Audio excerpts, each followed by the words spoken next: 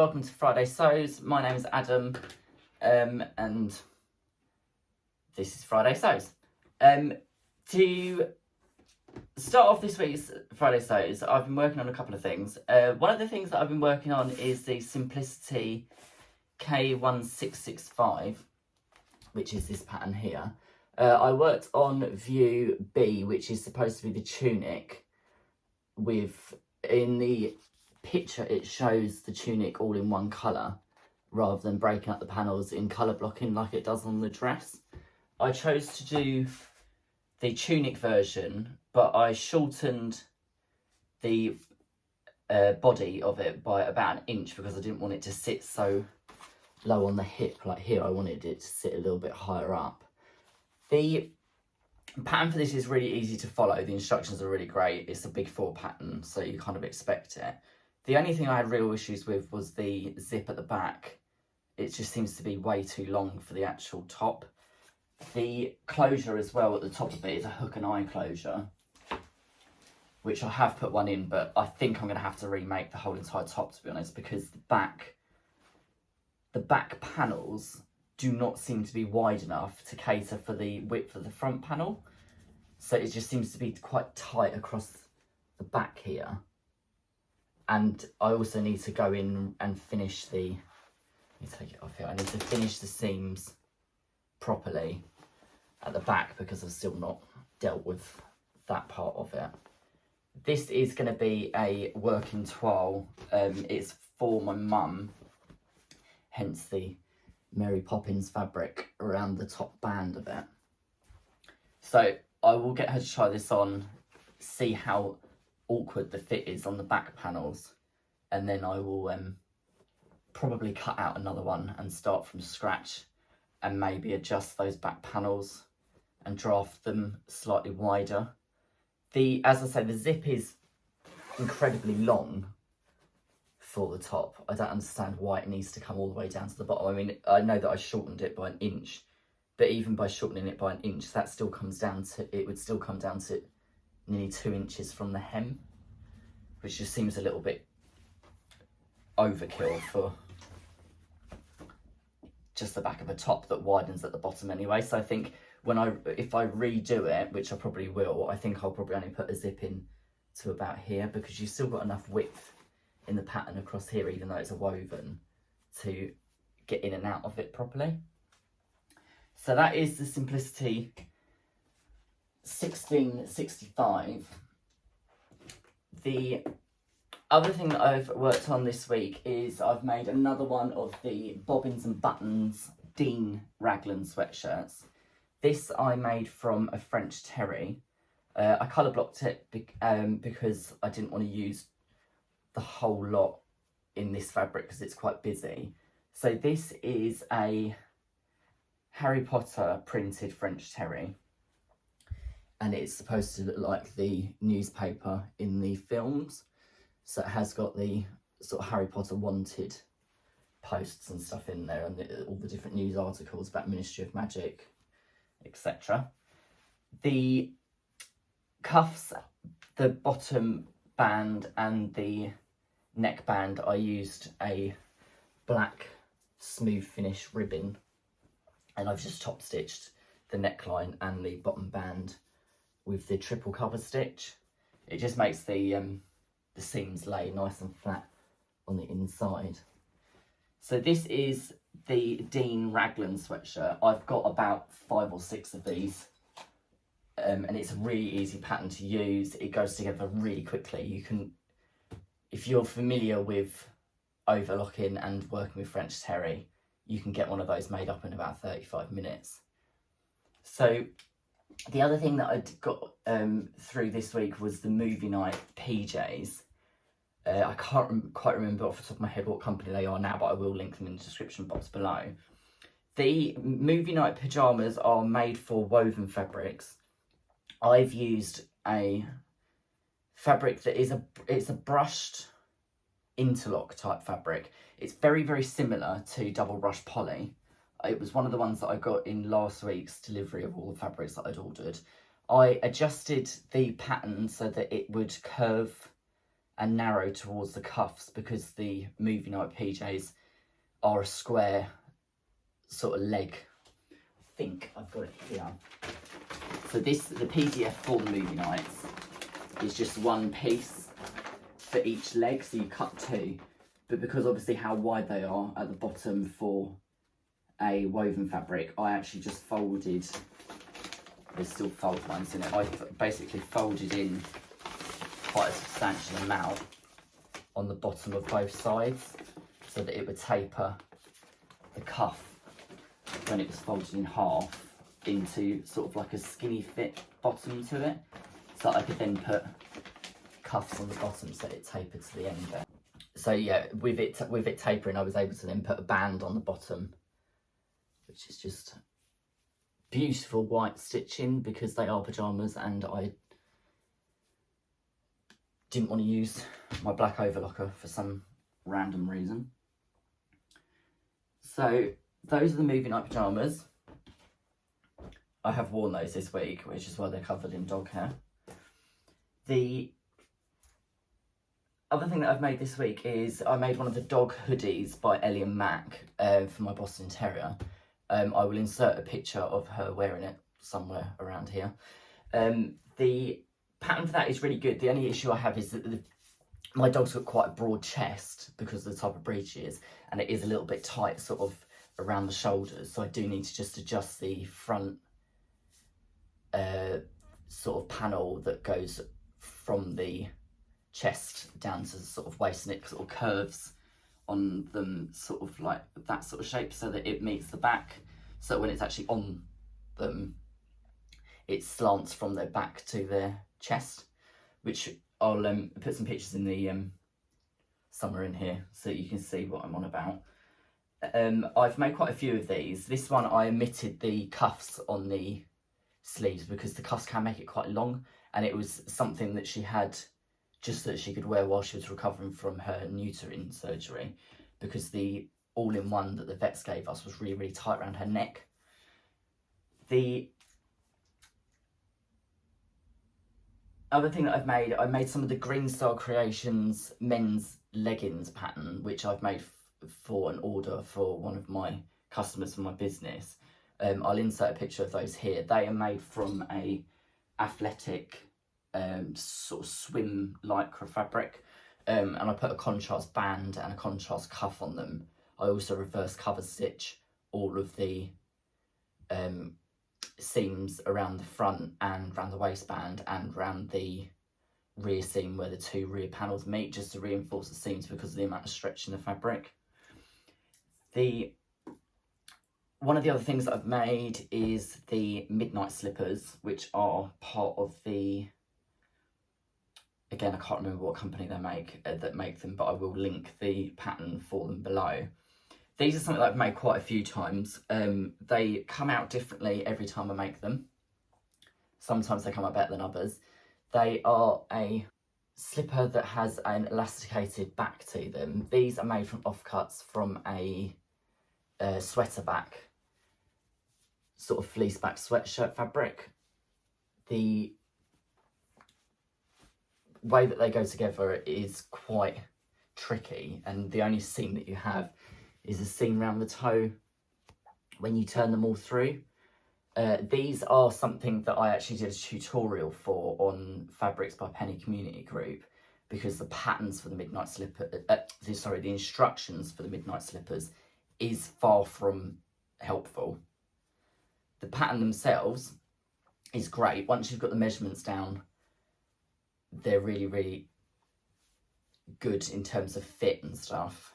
As I say, I've made probably at least 15 pairs of these. My neighbours have got them, my parents have got them. I've got 2 pairs in my cupboard for my parents when they come round to my house, so they've got slippers here for them. These are the pair that I made this week. I also attempted the Petite Stitchery slippers, which are more of a boot style. They also have an optional toggle in the front to elasticate the sort of mid ankle band, sort of in that sort of positioning. I didn't put that in. I put some elastic around the back of the heel, which, come to think of it, is not the best idea the way that I've put it in, because I've only put it into the lining, so the outside of it still looks really bulky. These are made from a Where's Wally in Space cotton lycra offcut that I had, with some polar fleece on the inside, sorry, and some anti-pill fleece on the soles, which does have some stretch to it. This pattern is one that I actually need to sit down and read the instructions properly and redo. As you can see, I only made the one because I didn't see the point of making the second one, because I just couldn't make head nor tail of the way that the construction went together. Again, these are a bit like the Petite Stitchery. These are a bit like the Midnight Slippers. The instructions just aren't very clear. So I think I'm going to go through these again. I'm going to see as well if there's a tutorial for these on YouTube at all. Someone else asked me in the comments on one of my previous videos what my machines are behind me and why I have so many overlockers and sergers behind me. So I will quickly cut to a slightly different angle so I can get to those and show you what they are better. So these are my sergers that I have at the moment. The one here on the far left is a Bravo Lock M343D, which was one that is supplied through Amazon. It's an incredibly cost-effective way of getting yourself an overlocker. The only thing I have issues with is it did break within about 3 months of owning it. The pin that connects the foot pedal to the side of the machine decided to fall out, so I had to have that fixed. The differential feed on it isn't great. It goes up to 2.0, which is what most of the Brother overlockers do.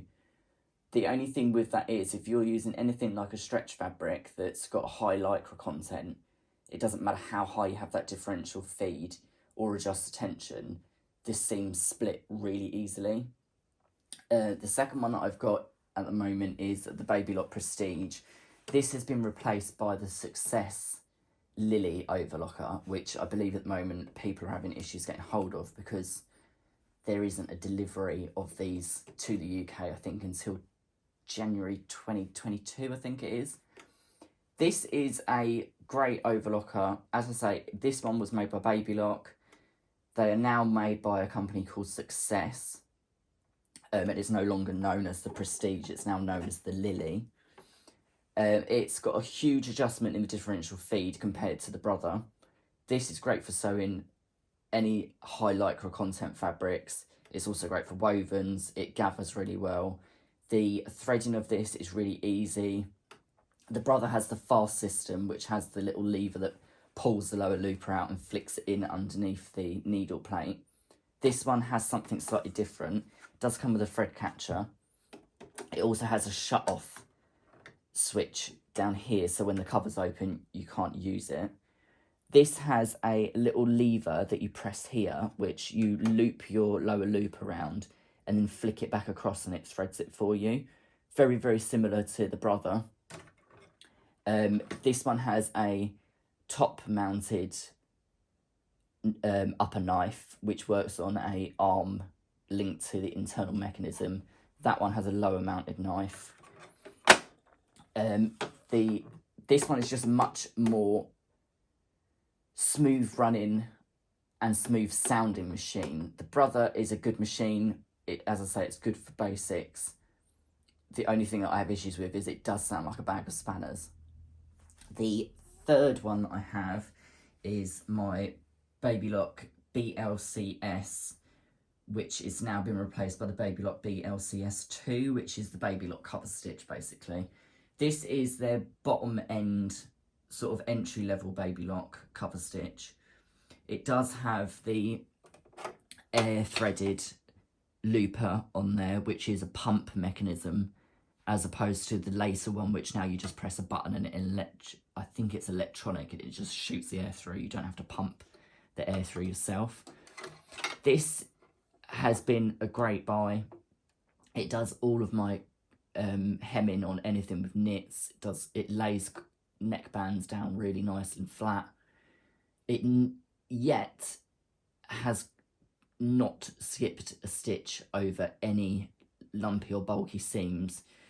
So the difference in price between a comparable entry-level cover stitch from Brother or the Janome 2000 CPX, or they've now replaced with the 3000 CPX, I believe.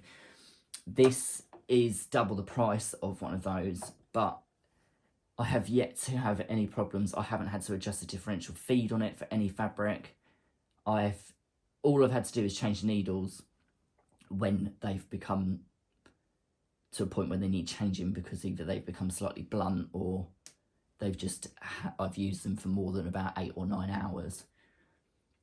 So that just sums up those machines. My other machine that I've got, I will just spin round. Let's just move that chair out the way. My industrial machine is a Benina 850 Industry. I believe it was built in about 1982 or something like that.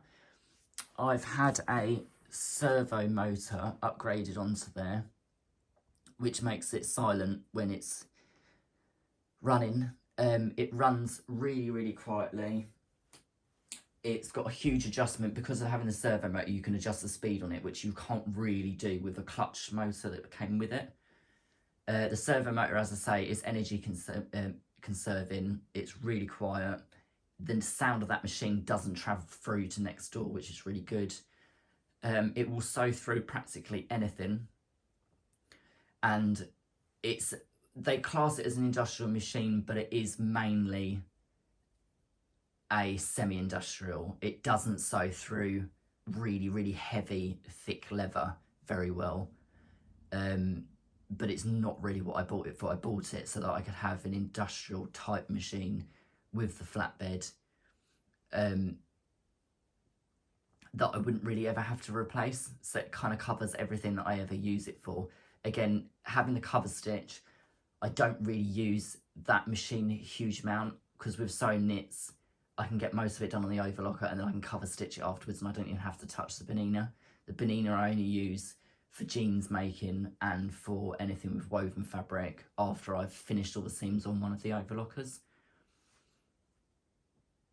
So that is it for Friday Sews this week. I hope that kind of helps some of you that may be looking at buying a serger or an overlocker or a cover stitch. The other thing I'd like to say is I've just checked and I've now hit over 200 subscribers, which is absolutely amazing. It's only been 2 weeks since I've been doing Friday Sews. Obviously this is my 3rd week of doing it, and I just want to thank everyone for liking and subscribing the videos. If you have any questions about anything in the videos, please feel free to leave a comment below. I do try and get through all of them and answer them as best as I can. And I just wanted to say a massive thanks for everyone that has subscribed to my channel. I will be uploading some more videos shortly over the next few weeks. I'm going to do a couple of pattern tests, and I'm also going to do maybe put some tutorials in about doing different things like rolled hems if anyone wants to see anything like that. If you do, pop a comment below, and I shall write a list of all the things that people want to see. And I hope that everyone's having a good week.